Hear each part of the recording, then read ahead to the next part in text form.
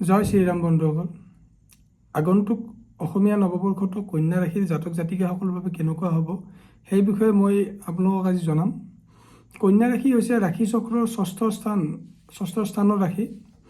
কন্যা ৰাশিৰ অধিপতি গ্ৰহ হৈছে বুধ গ্ৰহ, আৰু এই কন্যা ৰাশিতেই বুধ গ্ৰহ তুংগী হয় আৰু শুক্ৰ গ্ৰহ নিচস্থ হয়। কন্যা ৰাশি হৈছে পৃথিৱী তত্ত্ব ৰাশি। কন্যা ৰাশি দ্বি স্বভাৱ ৰাশি। কন্যা ৰাশি দ্বিপাদ ৰাশি অৰ্থাৎ হিউমেন চাইন। কন্যা ৰাশি এটি সৌম্য ৰাশি।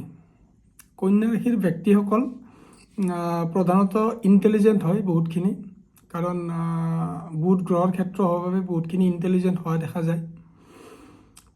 কন্যা ৰাশিৰ ব্যক্তিসকল নানা শাস্ত্ৰত বিশাৰদ হয়, অৰ্থাৎ এওঁলোকৰ বিভিন্ন বিষয়ৰ প্ৰতি ৰুচি থাকে আৰু সেই বিভিন্ন বিষয়ত তেওঁলোকে নলেজো গেইন কৰে। কন্যা ৰাশিৰ ব্যক্তিসকলে যিকোনো বিষয় এটা ভালদৰে এক্সপ্লেইন কৰিব পাৰে। এই ৰাশিটো দ্বি স্বভাৱ হোৱাৰ বাবে এওঁলোকে যিকোনো সিদ্ধান্ত এটাত উপনীত হোৱাৰ ক্ষেত্ৰত সমস্যাত ভোগা দেখা যায়। এই বছৰ আৰম্ভণিতে কন্যা ৰাশিৰ গ্ৰহ অৱস্থানখিনি মই আপোনালোকক কৈ দিছোঁ। আপোনালোকৰ লগ্নস্থানত অৰ্থাৎ কন্যা ৰাশিতেই কেতুৰ অৱস্থান হৈছে এই বছৰৰ আৰম্ভণিতে। আপোনালোকৰ ষষ্ঠ স্থানত পঞ্চমপতি শনিৰ লগত মংগলৰ অৱস্থান হৈছে। সপ্তম স্থানত ৰাহু, তুংগী, শুক্ৰ আৰু বুধৰ অৱস্থান হৈছে। অষ্টম স্থানত দেৱগুৰু বৃহস্পতিৰ অৱস্থান হৈছে, আৰু আপোনালোকৰ কৰ্মস্থানত চন্দ্ৰৰ অৱস্থান হৈছে। লগ্নস্থানত কেতুৰ অৱস্থান হোৱাই এই আগন্তুক বৰ্ষটো আপোনালোকৰ অকণমান মনত বিৰক্তি ভাৱ দেখা দিব পাৰে, কাৰণ কেতুৱে আপোনালোকৰ এই আগন্তুক গোটেই বছৰটো আপোনালোকৰ লগ্নত প্ৰভাৱিত কৰিব। গতিকে আপোনালোকে অকণমান স্বাস্থ্যত নজৰ দিব লাগিব। কন্যা ৰাশিৰ বাবে পঞ্চম স্থানৰ অধিপতি শনি গ্ৰহই আপোনালোকৰ আগন্তুক গোটেই বছৰটো ষষ্ঠ স্থানত গোচৰ কৰিব, আৰু ষষ্ঠ স্থানৰ পৰা শনি গ্ৰহই আপোনালোকৰ অষ্টম স্থান, দ্বাদশ স্থান আৰু তৃতীয় স্থান এই আগন্তুক গোটেই বছৰটোত এক্টিভ ৰাখিব। অষ্টম স্থানত শনিৰ দৃষ্টি থকাৰ বাবে সাধাৰণ দুৰ্ঘটনাৰ যোগ সূচাইছে, তো আপোনালোকে অকণমান গাড়ী মটৰ চলাওঁতে সাৱধান হ'ব লাগিব। দ্বাদশ স্থানত শনিৰ দৃষ্টি থকাৰ বাবে আপোনালোকৰ অকণমান খৰচ বাঢ়িব আগন্তুক বছৰটোত, আৰু এই খৰচটো আপোনালোকৰ হেল্থ ৰিলেটেড হ'ব পাৰে। স্বাস্থ্যজনিত কাৰণত খৰচ বাঢ়িব পাৰে। আপোনালোকৰ পৰাক্ৰম ভাৱত শনিৰ দৃষ্টি থকাই আপোনালোকৰ আগন্তুক বছৰটোত অকণমান ষ্ট্ৰাগল বাঢ়িব। চ' সকলো ক্ষেত্ৰত হয়তো আপোনালোকে অকণমান ষ্ট্ৰাগল কৰিব লগা হ'ব পাৰে, আৰু ৰিজাল্টৰ ক্ষেত্ৰত অকণমান ডিলে হ'ব পাৰে। হায়াৰ ষ্টাডি কৰি থকা ষ্টুডেণ্টসকলৰ বাবে আগন্তুক বছৰটো শুভ বুলিব পাৰি, কাৰণ পঞ্চম স্থানৰ অধিপতিয়ে আপোনালোকৰ ষষ্ঠ স্থান অৰ্থাৎ উপচয় স্থানত গোচৰ কৰিব আগন্তুক বছৰটোত। গতিকে কম্পিটিশ্যন ৰিলেটেড বিষয়ত আপোনালোকে ছাকচেছ পোৱাৰ যোগ সূচাইছে। আপোনালোকৰ সপ্তম স্থানত এই গোটেই বছৰটোত ৰাহুৰ অৱস্থান হৈছে, আৰু ৰাহুৰ অৱস্থান হোৱা হেতুকে আপোনালোকৰ জীৱনসংগীৰ লগত অকণমান মতানৈক্যৰ হ'ব পাৰে, তো আপোনালোকে অকণমান কেয়াৰফুলি চলিব লাগিব। আগন্তুক গোটেই বৰ্ষটো আপোনালোকৰ লগ্নস্থান আৰু আপোনালোকৰ জীৱনসংগীৰ স্থান, এই দুইটা স্থান ৰাহু কেতু এক্সিছত থাকিব। গতিকে আপোনালোকৰ পাৰ্চনেল লাইফ আৰু মেৰিড লাইফৰ কাৰণে আগন্তুক বৰ্ষটোত অকণমান সমস্যাত ভুগিব পাৰে।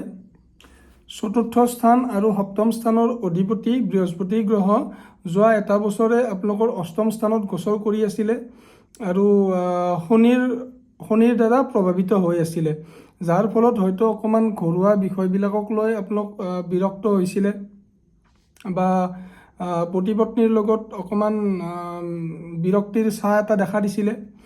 চ' এই আহিব লগা 2 মে 2024 পৰা আপোনালোকৰ সপ্তম স্থান তথা চতুৰ্থ স্থানৰ অধিপতি বৃহস্পতি গ্ৰহই আপোনালোকৰ ভাগ্য স্থানত গোচৰ কৰিব আৰু ভাগ্য স্থানত বৃহস্পতি গ্ৰহৰ গোচৰ হোৱাটো আগন্তুক বৰ্ষটোৰ বাবে আপোনালোকৰ খুবেই ভাল বুলি মই ক'ব পাৰোঁ। কাৰণ ত্ৰিকোণ স্থানত বৃহস্পতি গ্ৰহৰ গোচৰ জ্যোতিষশাস্ত্ৰত বহুতখিনি প্ৰশংসনীয়। নৱম স্থানৰ পৰা বৃহস্পতিয়ে আপোনালোকৰ লগ্ন ভাৱ আৰু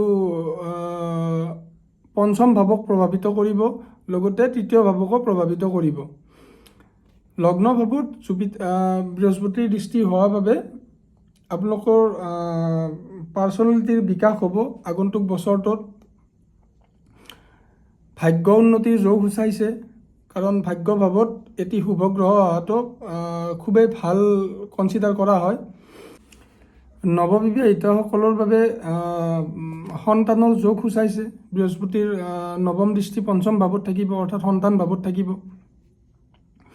সন্তানৰ পঢ়া শুনাৰ বাবে আগন্তুক বছৰটো খুবেই ভাল বুলিব পাৰি। আগন্তুক ছেপ্টেম্বৰ অক্টোবৰ মাহত হ'বলগীয়া গ্ৰহণ যোগৰ প্ৰভাৱ ডাইৰেক্টলি আপোনালোকৰ লগ্নৰ ওপৰত পৰিব আৰু এই গ্ৰহণ যোগত আপোনালোকৰ ব্যয় ভাৱৰ স্বামী সূৰ্য, ভাগ্য ভাৱৰ স্বামী শুক্ৰ আৰু কেতু, এইকেইটা গ্ৰহ আপোনালোকৰ গ্ৰহণ যোগত সন্নিৱিষ্ট হ'ব। আৰু লগ্নত গ্ৰহণ যোগ হোৱাটো স্বাস্থ্যৰ পক্ষে খুব এটা সুবিধাজনক বুলি ক'ব নোৱাৰি। আৰু এই গ্ৰহণ যোগত ব্যয় স্থানৰ অধিপতি আৰু ভাগ্যস্থানৰ অধিপতি সংযুক্ত হোৱাৰ বাবে এইখিনি সময়ত আপোনালোকৰ ভাগ্য হানিৰ যোগ এটি সূচাব। গতিকে এইখিনি সময়ত পৰাপক্ষত আপোনালোকে মেজৰ ডিচিশ্যন একো নল'ব। পিতৃৰ স্বাস্থ্যৰ ক্ষেত্ৰত অকণমান মনোযোগ দিব এইখিনি সময়ত।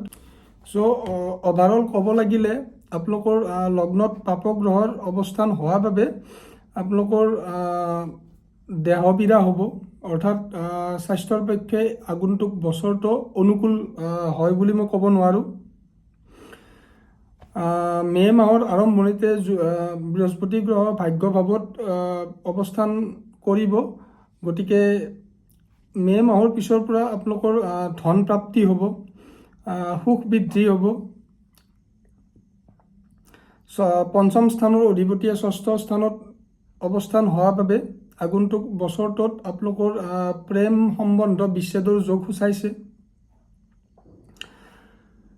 পঞ্চম স্থানত বৃহস্পতিৰ দৃষ্টি থকাৰ বাবে ষ্টুডেণ্টসকলৰ পঢ়াত মনোযোগ বাঢ়িব।